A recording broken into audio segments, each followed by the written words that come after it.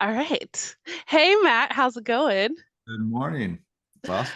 How are you? Um, I'm good. Thanks for jumping on with me. I have Matt Bahe with us. Matt is a former client, current coach in Ecom Performance Mastermind. And he just achieved a pretty big milestone. Do you want to tell us what just happened? Well, I passed 10 million in ShineOn sales. So that's 10 million. I don't know That if it's is diamond or what that. bananas. I'm trying to wrap my head around what actually 10 million in sales is. So do you know the total units? I think well now it's kind of like it happened maybe like a month ago. So Yeah, I actually passed it. So I think I'm up to like 140,000 units or something like that. that's bonkers. And And we're thinking about, the bulk of those sales were with message card jewelry, right? right. Yeah. So if we think about, a single piece of jewelry, you're selling that anywhere from 60 to $100. Yeah. So really how many orders that is to reach $10 million in revenue is bonkers. Thank Congratulations. you. It is bonkers. And I'm definitely glad that I moved away from coffee mugs and went into jewelry because the margins are much better. So, Yeah, can you imagine how many coffee mugs you would have I had mean, to sell? it would have been a lot more coffee mugs and less money in the bank at the end of the day. And that's kind of like why I even made the move to begin with, is I just knew it was a good margin product. And if it doesn't hit your bank account, it's just kind of a bragging screenshot. So it's nice to have the money. Yeah, exactly. That's so important. I feel like that's something that actually should be talked about more in our weird little corner of the internet where we Yeah. do our live and do our business is that um, you know, revenue generated is great, Yeah. but if your margins aren't high enough and you're not seeing any of that or enough of that to make the kind of life that you want, then why are you doing all that work? Right. Yep. It's like a second thankless job then at that point. Yeah, exactly. So tell me a little bit about, I know you have a history before you started doing Shine On with different types of products. So that's kind of related to what we're talking about. Tell me a little bit about that experience. Yeah, so I've really been online since like 2010, doing various blogging and things of that nature, niche sites, and basically making a heck of a lot of content, waiting like months and maybe even years for it to rank to get some of those like Google pennies. At the time, I was able to make, maybe like $1,000 a month or maybe like a little bit more on some sites, but then Google would have one of its updates named after animals, panda penguins, and then just take it away overnight. You'd go down to zero, and so it was hard to ever really get to the point where you felt comfortable leaving your job because you were at the mercy of someone else's ecosystem. And so I never really got to the level as far as dollar value, but also confidence level was never there because I had no control really. It was like Right. make content and pray was like my strategy. But then really got into like t-shirt selling about 2015, 14, 15. 14 is probably when I started. I remember I ran my first Facebook ad, spent $50, didn't make a sale. I was like, it's a scam. People are just selling course that doesn't actually work, and then I started to go back into the SEO world for like a month, and then another update happened, and I'm like, yeah, I'm done with this. I want traffic that I can control. I saw people that I knew and trusted actually doing well with it, and at that point, I'm like, yeah, if they can do it, I'm pretty sure I can do it. I just need to dive in. And so that's kind of where I kind of first got my feet wet was t-shirts. Went on to do, probably seven figures in t-shirts, a little bit more than seven figures in t-shirt sales. Then also did the same thing with mugs a year or so later. And then kind of had a little bit of gaps due to family things that I got in and out of the market. But then actually, when I started having a family, that's kind of like one of the things that really encouraged me to get back in and to kind of use it as kind of first started to see it as not just a way to generate side income to do like vacations and to have nice things, but to also maybe even leave the day job behind and spend more time with family. And so that's kind of like Right. where they became my inspiration. And that's kind of where, and I think it was like 2020 is kind of where I first got reintroduced to ShineOn. Having sold a lot of mugs, I knew I could sell products. Like I said, though, I mean, you're only making what, like $3 or $4 or $5 a piece on those. where I Right. knew people selling jewelry were making, net 50, 60 sometimes. And so I decided that, well, if it's, selling a product is the same, no matter what the product is, relatively speaking, the skill set's the same. I decided to go with a higher margin product. And when I decided to give myself a full year, go all in on the one product, learn everything I could about it. There was some learning curves, some pains of me, thinking that I knew it from what I had sold before, and it's a little bit different. And so, yeah, that's kind of like where I got started. That would have been, and I really kind of went all in as far as like mentally committing to it in January of 2021, and then joined EPM as a student in June of that same year because I was having a bit of trouble by myself. So it wasn't going quite as fast as I wanted to. And 6 months of the year were already gone. And I'm like, I got to get this figured out before Christmas because I want to be in a good position with good people that have done this before and not just like wandering, lost in the woods by myself, trying to find my way. I'm like, I'm going to pay someone to guide me. So that's kind of the story of how I came to EPM. I am just stuck on this idea of, that first Facebook ad you ran and when you were like, this is a scam. Can you Yeah. imagine if you just stopped there? I mean, that's How like, different life would have been? it's scary sometimes. Like, I mean, that's like the first moment that I remember where like, you think that it's not like your whole like trajectory doesn't change on a moment, but that's like one of them where obviously it did. There's been so many more since then when I like, what if I just stopped? Like, what if I just gave up at like, product 10 or something like that? Right. Like, how much do you like just forego by quitting, really? And so it's like, it's kind of where all those like kind of cliche quotes about if you don't quit, you win. It's a reality. It's like this model absolutely works. It's just a question of putting in the work and being able to pick yourself up after failure and failure. I mean now, now a $50 failure doesn't even like, doesn't even raise my like blood pressure. Whereas Right. now it's like the things don't really change, the numbers just kind of change. But that's kind of where like, being able to like stomach a $50 loss or a $5 loss is like step one, step two, really, Right. to building that muscle and having what it takes to ultimately succeed in this market. Yeah, I think that, just to also like clarify, so as we're talking about this, as he, Matt was like growing his skill set and, the history that he kind of talked about, he was also working full time, yes, Mhm. as an accountant Yes, full time as. and growing your family and Mhm. have, all of these things. And, you mentioned something about, getting to a point where you really felt comfortable leaving your job, which Matt has done a while ago, which is really exciting. Yeah. And we'll get to some of that too, but I want to ask you about some mindset stuff because that is, as we both know, like probably the most important skill in this whole realm. Mhm. Because the stuff that we do actually is not that complicated. Like some of, not to like diminish a lot of the media buying skills that getting to $10 million in revenue takes. Yeah. But at least starting out, like the actual tasks that we do to run ads, to create products are pretty simple.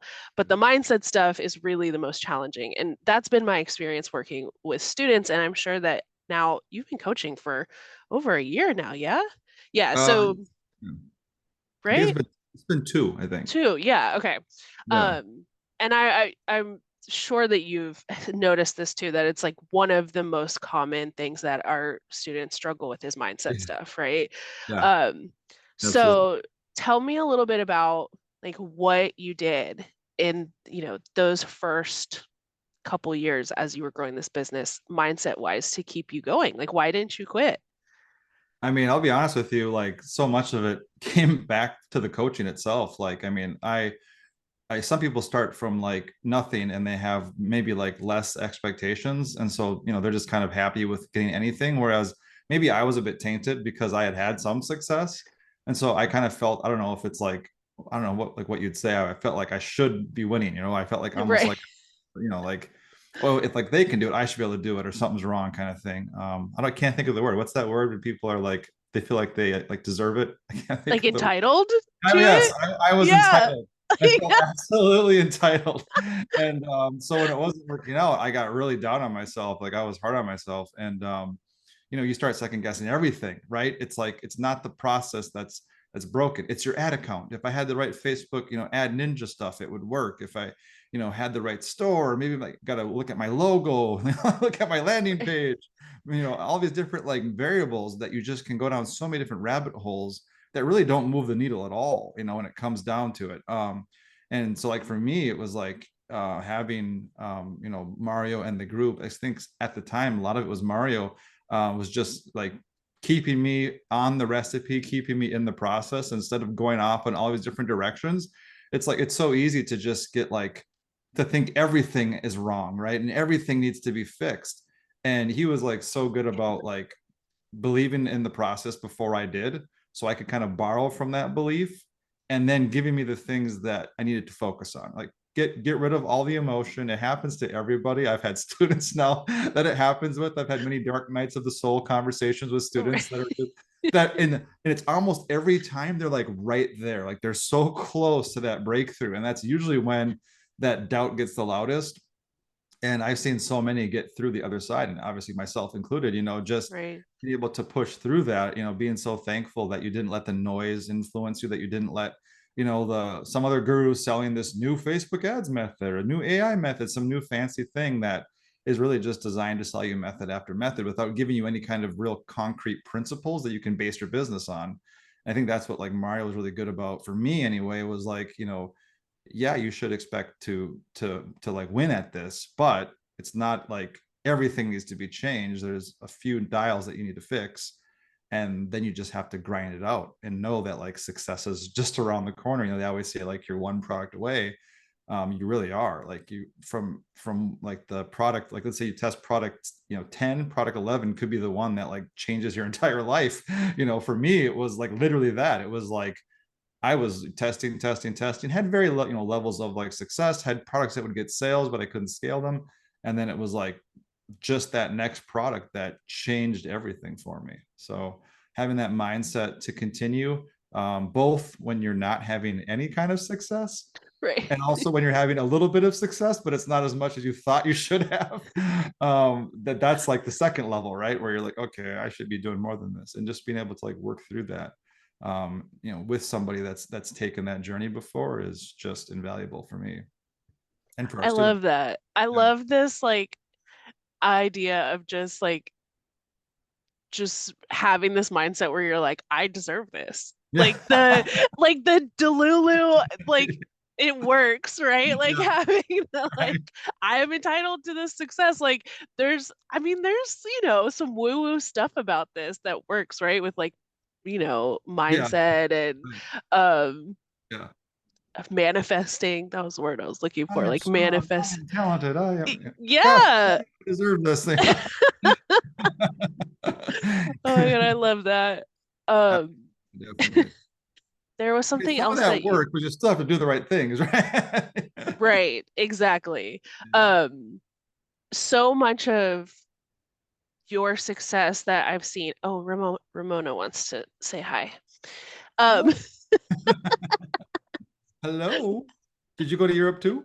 she did. Yes, she did. She Oh was in my, Italy with us for 2 months. holy smokes. I know. Caleb and I kept looking at each other and being like, we're really the people that brought their dog to Italy Yeah. for 2 months. Like, how did this happen? Um, You have an accent now. yeah, totally. Fix it up. We did spoil her a lot with human food, which we don't usually do, but we were like, we're in Italy. It's okay. She can have a little cheese. And now she looks at us and she's like, what's up, man? Yeah. Like, remember when you used to give me cheese? We loved that. Yeah. Anyway, so one of the things too that you mentioned that I wanted to talk about is the like grinding out, Yeah. how like sticking with some of these fundamentals. How do you keep yourself on track? And actually, let me ask you one other thing. Mhm. Matt, tell us what shiny object syndrome is. Shiny object syndrome. Well, there's a lot of different variations of it. But usually it happens. It's a disease that happens when you try something and you're really excited about it, and you just go all in for like 2 days, and it doesn't work, and then you start looking at other things. You get pop-ups that say, hey, do this or do that, or try this crypto or this affiliate program or this or that. And you just start to think, maybe that's easier. Maybe that's what I'm destined to do. Maybe that'll be, my big breakout. And you just, as soon as you hit the point where it might require a little work and a little grind, you look for that next get rich quick button. And that's like what shiny object is. It also can occur once you kind of like have some success and you're like, well, I figured this out. I can do anything now. And then rather than doing more of what's making you millions of dollars, you start to try something completely different and lose the millions of dollars that you've made instead of taking that $1 million and changing it to 10 or 20 or 30. So that's like another level of it, of like thinking like you had kind of like me in a way. I'm entitled, right? Like if I have success at this, I should be able to do anything. Like I should be able to be a YouTube star or something, right? And just going off on these random directions that have nothing to do with the skill set that you built up on, and then also starting over. And that's kind of like what happened to me too. I mean, I was in between SEO, like I was really in shiny object syndrome land, going from thing to thing, giving it a couple of weeks as the excitement's there, as I just am hearing about the sales pitches and people making money. And if they can do it, I can do it. I'm smarter than them, those kinds of things. And then like within 2 weeks, it's not happening. And then I get hit with the next advertisement. Oh, that looks cool. I'll do that. And really like recognizing that myself, looking over like what I spent like the year before I started to go all in on China. I was like, dude, I'm trying so many different things. I have courses I've never even opened. Like if you have courses you've never opened, that's definitely a symptom of shiny object You syndrome. you may be afflicted. Yeah, or courses you've only gone through 25% or something like that. Like, yeah, then you're definitely a victim of shiny object syndrome. And so like that's kind of where I was like, in order to keep myself from doing that, I need to just take that full year. And that's like really why I went for a full year. I go, if it doesn't work out in a year, then I've got myself permission to try something else. But because then at least I can say that I stuck with it. And I really Right. like went through and unsubscribed from any email list I was in, as wannabe entrepreneurs. We get subscribed to so many people, which is just distractions because then their Yeah. next product come up, their next launch comes out, and you're like, I got to get in on this. It's the timer's clicking down. Right. And I just didn't want to be like even like susceptible to that. So I like literally went through and unsubscribed to everything and just focused on the one thing. And that was really why I did it, was to get away from that shiny object syndrome. And usually, you're most susceptible to that when the excitement wears off and it starts to be a little bit of a grind, because some of this stuff like is a bit of a grind. It's not Sure. complicated. I mean, you could even say on like some level, it's sometimes boring because it's just the same Totally. stuff over and over again. Yeah. Uh, Eventually, you can outsource that boring stuff, right? Yes. But when you're starting out, you only have a couple hours a day, like I did when I was, I'd put the kid to bed, and everybody was Right. gonna have a couple hours at the end of the night to work on it. You don't have time to, or the money to really outsource it. So you got to be efficient. You have to do the boring tasks because so much of the gold is, hidden behind those boring tasks. Right. And that's really like the practice. It's almost like an exercise, right? Like doing bicep curls is boring at a certain point. Might have been fun the first time you did them. After a while, it gets kind of like to be like a grind.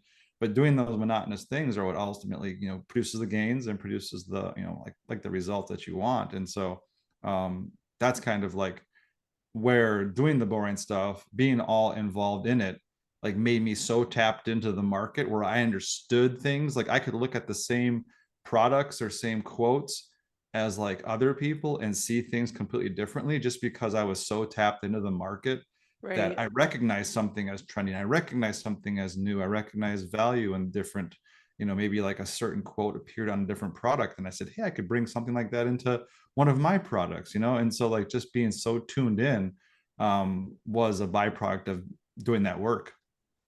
Yeah, you were like plugged into the matrix at that Yeah, point. Yeah. absolutely. Yeah.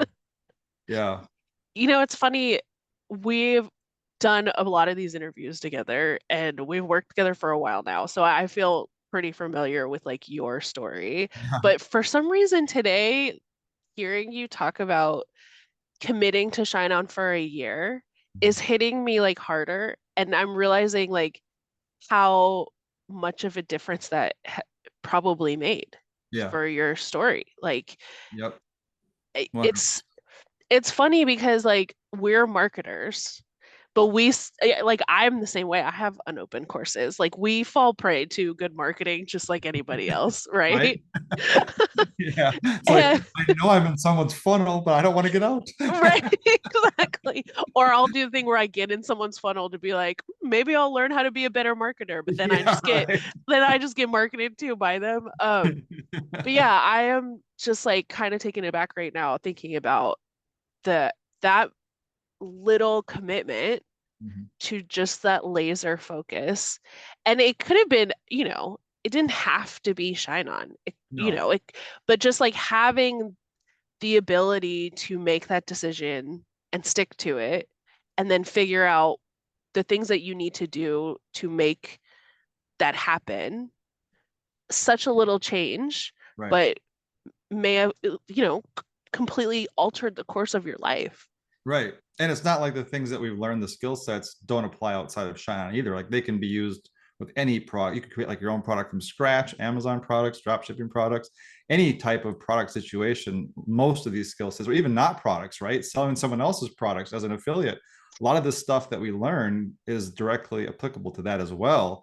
It's just by focusing on just the jewelry side or just ShineOn's products, especially jewelry, I was taking one variable out of the equation. Like I just knew that my product was set as far as type, so the margins are very similar no matter what are like playing with, and then I could just focus on the skills that I needed to like develop to sell that specific product. So, Hey, what's up, guys? I'm gonna jump in. oh, Hey, bro. How we doing? did we say something wrong? No, no, you you guys are doing great. I wanted to circle the conversation back to kind of like your first success with this particular model, right? Yep. And so it was 2000, what, 21 Q4, Yep. right?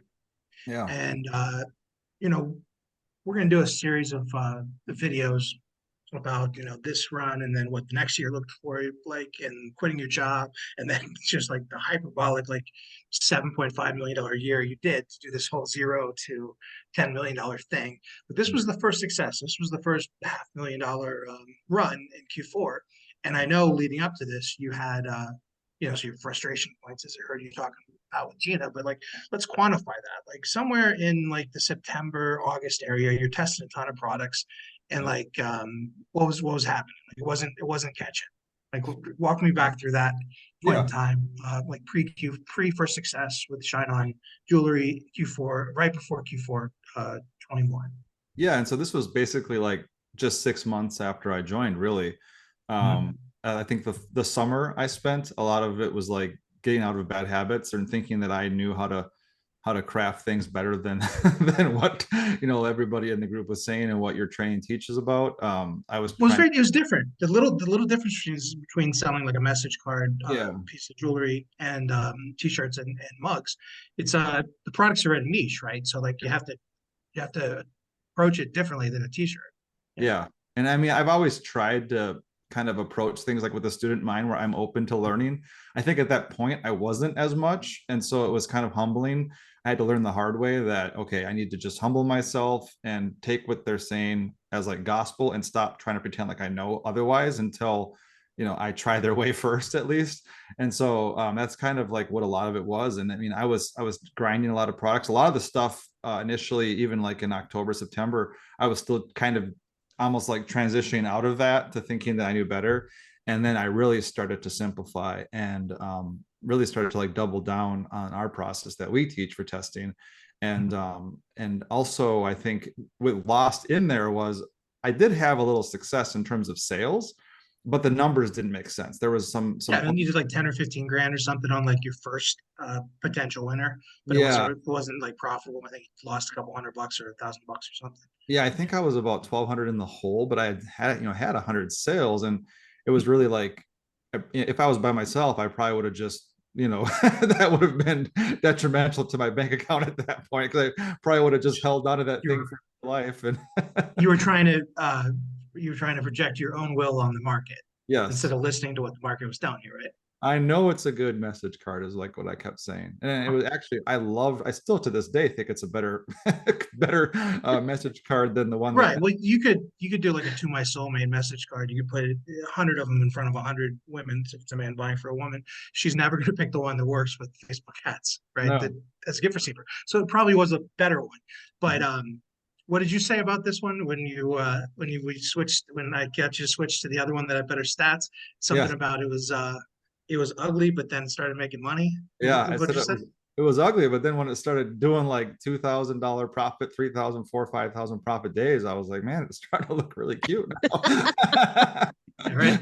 Yeah. Sometimes it's an ugly card. Sometimes it's ugly creative. Sometimes it's a really polished, nice looking product. Sometimes it's a really nice, polished creative. And I think that there's a lot of people, whether it's drop shipping or print on demand, that just probably took a photo that they just like, oh, that doesn't look perfect. They didn't even try it.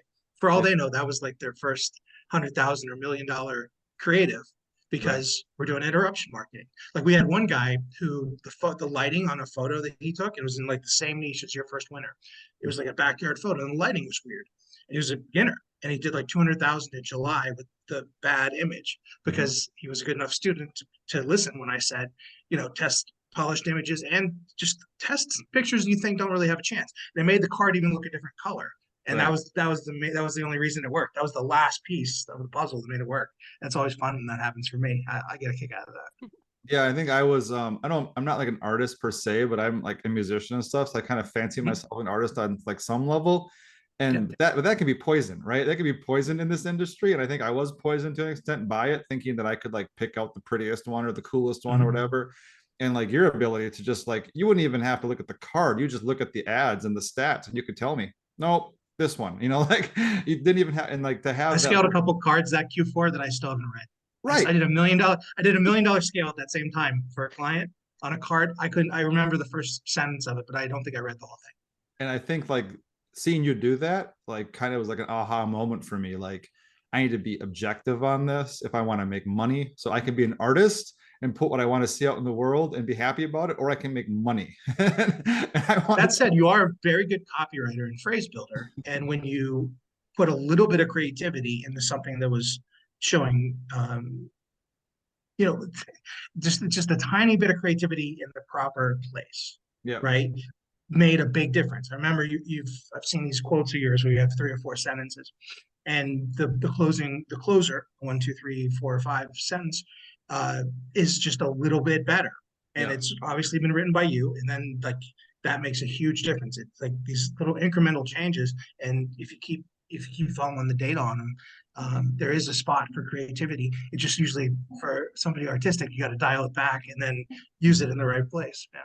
And then And also I follow the trends, right? Because like in our group, what's trending, what the hot, kind of like products are, what the hot like niches are. And so like Mhm. having that insight and then kind of having your finger on the pulse allows you to then inject creativity or to like then inject creativity just enough to make it stand out rather than trying to do a completely different thing on your own. Something I've You can been get thinking about a lot lately too, because this is something our students struggle with a lot, is that they come to us as very creative people and they want to funnel their creativity into the time that they're in Canva creating these products. But what I've realized recently, and because I was the same way when I started, is that I actually don't care if this part of my job is creative, because if I am having success, then I can do things like paint in a little watercolor notebook at a cafe in Italy, which Yeah. is what I just did for the last 2 months. Like, I don't really care if my job is where I'm putting a creative outlet on this computer when my job is giving me the financial and time freedom to do something like paint at an Italian cafe. So like that for me is like the mindset switch that I had recently, and I'm like trying to encourage some of our clients like funnel your creativity into the places like Mario mentioned that where it makes sense, Yeah. but then save the juice for your like life Mhm. outside of work. Right. Yeah, you 100%. can test the creative stuff versus the boring stuff too. And if follow the Yeah. numbers, if the creative stuff has a better click-through rate, it's getting better, cheaper sales, great. If it's not, who cares, right? And Right. so you gotta mix up creative ideas, mix of polished pictures, mix of poorly lit pictures, and just that's the nice thing about, interruption marketing. You're buying that traffic and you just have the stats right there. You're like, which thing's working better, and you just lean into that, iterate on that, and follow the breadcrumbs. And then when everything's working, you floor it, which is what Matt did here, first 500,000. So, and then that led to 9.5 more at least, right? Because he just Right. crossed 10 million in sales. So I hope everybody that's watching this gets a ton of value out of the questions that I asked Matt, and everything Matt's given to the community here, and that Gina is too. And I'm going to jump off and let you guys can. Okay, so we talked a little bit about like mindset stuff and how, you like on your kind of journey to where you're at now. Um, Tell me a little bit about what made you join EPM and what that experience was like. Yeah, I mean, there's like, there's 1,001 coaches, that are out there really, and everyone, basically says they have like the secret sauce. And I was like, looking around like the market, and I was consistently seeing Mario just posting like screenshots that were like ridiculous compared to everything else that was in the market. And I'm like, he's doing something different, and he was always kind of like pushing like the broad products and stuff like that. And I'm like, he can do that in a way that nobody else can. And if I really want to change my life, I want to go where the big money is, not like where like the little cutesy money is. Like, hey, I believe in like, Ford Mustangs, and I want to sell on the Ford Mustang. Like, I want something that sells broad that I can, change my life with. And so looking at that, I knew that he had like the recipe, whatever it was. I wanted to kind of be tapped into that. And so just in talking with him, I remember we had a conversation, and obviously our like relationship has, grown since then. But I could tell like from the get-go that we were kind of like kindred spirits. Like we had a lot of similar experience, and Yeah. he was just, a little bit farther ahead in the journey, and definitely where I wanted to go, and had experience not only, moving his own products, but his own students. And so I was like, yeah, I need to get tapped in on this. It was a great time. I didn't think it could get better. I was like, it's perfect timing, but then it's like every year it feels like the timing gets even better, right? Because then like the next thing comes out, like AI is out now, and it like opened up a whole new world to us. And so like this Yeah. whole, if you're like flexible, if you're like resolute and like where you want to go, but flexible and how you get there, like there's never ending opportunity in this space. Not to like totally go off course, but I just knew that like, hey, yeah, and I actually think it was what he was posting screenshots for Mother's Day and like Father's Day timeframe. And I was already 6 months in, like I said earlier, in my like journey of trying to go all in for a year. And I'm like, I need to go in now so that I can pick up the skills and that knowledge now before we get to ultimately Q4, so I can make sure that I give myself the best chance at Q4 2021, which is what I ultimately wanted to take advantage of. And so that's kind of where like I had that urgency to get in, and just go all in for that last 6 months of my time commitment with the coach, so that I wasn't guessing anymore, and I was following a proven path, to get to those goals that I wanted to hit. And obviously, by the screenshots, I did 500,000 that first Q4. It was the most money I'd ever done in a Q4. And I learned so many valuable skills, made a lot of mistakes. If I could go back again, I probably would have even done better. But it really was like my like first trial by fire. And ultimately, like within 6 months of that screenshot from my first Q4, I left my day job. So it was kind of like the gateway to that whole experience and that next journey. That's awesome. I think it's so cool that you were able to quit your day job. That's like what gives me the most like warm and fuzzies as a coach. Like that's what, because that I'm so ruined for a normal job now after doing this for years that like, and I just like love this lifestyle so much that that's what I always want to see with our Yeah. clients. Same. And Um, it's kind of funny when I quit my day job, I actually, it's like, so my first goal was to like quit my day job. And I was so motivated by that. Like that was the carrot, that was like the driving force to yeah. put in like those long nights and to do the work and everything. And every time my job would suck, I'd want to quit more. Just, I'm like, thank you for that gift. Cause now I really want to leave, when Right. I had a problem at work. And then when I quit, I'm like, so where's my motivation come from? Well, that was the fear of having to go back, like you say, Yes. to the corporate world was way more intense than wanting to leave. And so I'm like, you got to make it a year. You got to make it a year. So like Yeah. that's like, I think why, I went in so heavy in that like time frame, and ultimately grew it so quickly, was because I had that fear and that drive of just the wonderful freedom that we have, and how the sky's the limit. And never wanting to go back to like, that cubicle again. It was a huge driving factor. And now it's been 2 years. So I made it 1 year, and made it another Yes. year after that. So woo. I love it. Okay, so we're talking right now, this is the beginning of July. So Q4 is obviously like our biggest time of the year. That's where most of us make the most money with our e-com stores.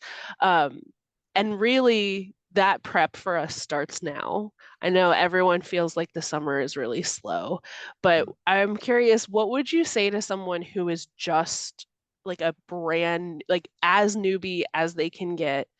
It's the beginning of July. What would be like some wisdom or guidance that you would give them to what they can do to like be as successful as possible starting now? Yeah, I always kind of think of the analogy of surfing. If you start paddling when the wave's already at you, it's going to just roll you over, and you're going to be just stuck in the water. Whereas if you start paddling early, as you see the wave coming, you're gonna be able to catch that wave and ride it. And that's kind of like how I view Q4, and that's why I was so thankful. I didn't really appreciate it at the time as much, but knowing that I joined in June, and gave me that time to kind of like, get rid of bad habits, to work them out, pick up good habits, start to get a handle on things when the stakes were lower, right? When it wasn't like, you Right. got to do it right now, because there always is so much urgency in Q4. But to Yeah. have that freedom to like take my time, learn the craft, and really like, become like almost like an expert in it. Even if I wasn't successful, I was an expert in the process. And so that when the time came where like, okay, this is showtime, like Right. I knew the moves, right? I knew like the routine. I could put in the work and all. And then it's like, if you can have a little success outside, you're going to have mass outside of Q4, you'll have massive success in Q4. And so much of that is like, being able to like execute. And I think that that's kind of like, I think even like now, I'm probably doing more than the average person, just because of, the experience I've had and how many years I've been selling. Like, obviously the game gets a bit more complicated. So I'm definitely planning for Q4 now. I think anybody that's a successful seller is a bit more than the beginner. Whereas like a beginner will like wait till October and think, oh, maybe I should start selling. And then November comes, and like, what should I do? What should I do? Like everything Right. goes crazy for them. Unfortunately, we've seen it time and time again where, someone waits too long. And so that's kind of, and then if say like the worst feeling, almost worse than not having any success, like if you're by yourself and you have no success, is waiting and then having success late, where you're making like 20, $30,000 days, or even like $10,000 days, or $1,000 days, and then having to turn off your ads because you hit the cutoff, when if you would have just found that winner like 2 weeks before, it'd be like, what, 100,000, 200, 300, sometimes millions of dollars more, you Right. know just found it earlier. And so that's kind of like where I think like fundamentals, like knowing our numbers and all the things that we know really move the needle, are so important to lock in right now, and as we continue to go towards Q4, for the big Right. show. Yes, absolutely. Okay, I have one more question for you.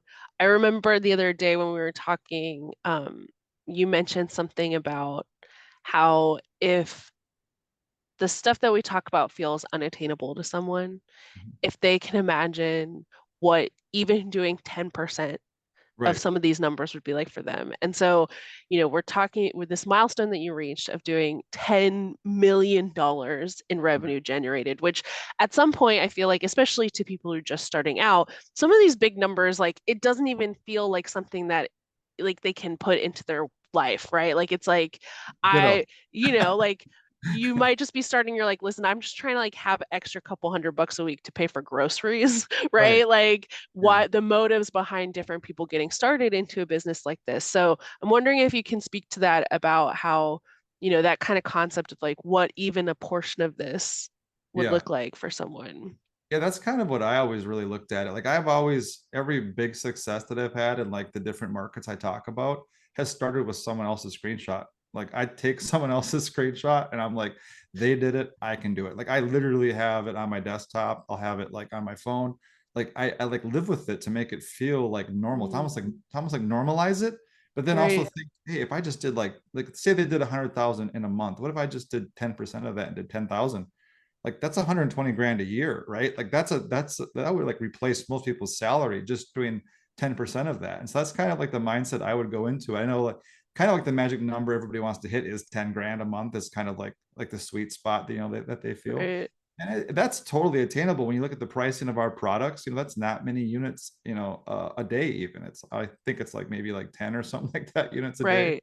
if you want to hit profit of that amount. And so it's like it's totally doable. And then, you know, have those like lofty inspirational images, you know, to say like this is like where the sky is the limit, right? But even if I just did a small portion of that, my life would change. That's kind of like literally what I've gone through with everything. And now I'm kind of to the point where unfortunately my own like, and this sounds kind of arrogant to say, but my own screenshots kind of become like my motivation. Whereas like last year, you know, was great, and at times it felt like I was playing some weird arcade game. Like this can't be money. It just Right. people look at it and think it's weird. I want to tell you, when it's happening, it's weird. It's I'm like sure. I was on vacation in Florida, and I'm like, oh, I made 40 grand today. It's like this is weird, dude. Yeah. Like my salary in my first job, right? In a day. And so like it was weird. It still feels weird to look back at those numbers. But now I'm looking at that, and it's kind of like what a business does, right? So initially you don't have any success, you borrow someone else's success, you're motivated by that, and it makes it real, it makes it attainable. And now it's kind of like what a business does. We're looking back at what we did last year. If we want to grow, we got to do better than that. So then that becomes our inspiration. We become our own Right. inspiration once you have that track record. And so many students are like the same way. Like I know now, we have several students that did, you know, multiple six figures their first year and are now like looking at the second year now, like, okay, where are they at? And they're growing, and they're using their own track record as proof that it can be done, and then Right. just inspiration to grow. And I think that that's awesome. That's like a really good motivating path to take. I love that. And I love imagining that someone watching this video is gonna like have your screenshot as the background on their desktop or phone and like use that to help them grind it out and stay focused Yeah. and get there. I love Yeah. it. That's awesome. And yeah, I do hope they do. Yay. Thank you, Matt. I really appreciate it. Thank you.